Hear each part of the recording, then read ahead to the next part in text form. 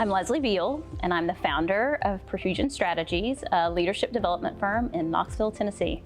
You know, I was 25 years old when I landed in my first leadership role, and the self-doubt and isolation and sometimes the fear were staggering. Now, almost 20 years later, it doesn't seem like all that much has changed for leaders. These are the same challenges they face today. We make it our business to be sure they don't face them alone. To me, the most impactful professional development strategies are always those that address the challenges a leader is facing right then and there. Things that can be implemented immediately always move the needle the most. We try to remember that every day, asking ourselves whether the solutions we're crafting can be used by clients right now.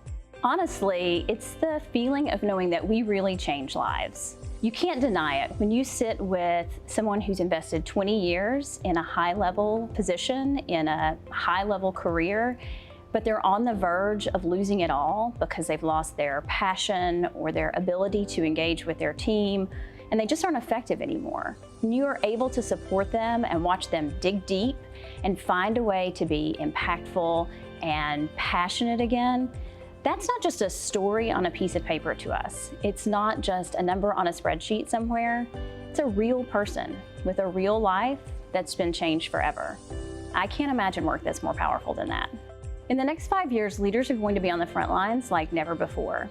Whether you're talking about managing new hybrid work teams or demands for flexibility, changes in the marketplace, or even supporting the emotional needs of their employees, it really comes down to the ability of an individual leader to have a really impactful conversation with their people.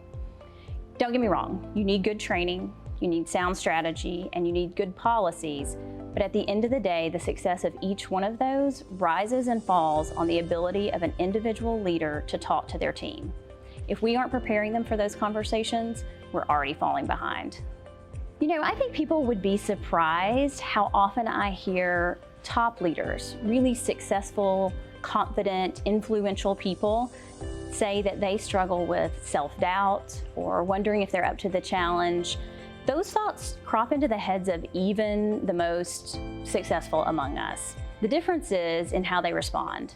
The best of the best take those insecurities and they use them as fuel to grow, to evolve, to change.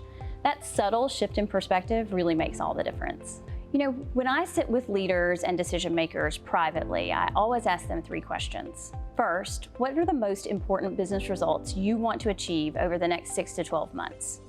Second, how is your team going to need to grow and evolve to be sure they can achieve those results? And finally, and maybe most importantly, how are you as a leader going to have to be different to be sure that it all comes together? If you're in a leadership role, I'd encourage you to sit with those questions as well. And if there's a challenge that comes up for you that you don't want to face alone, give us a call. We'd love to talk to you about it.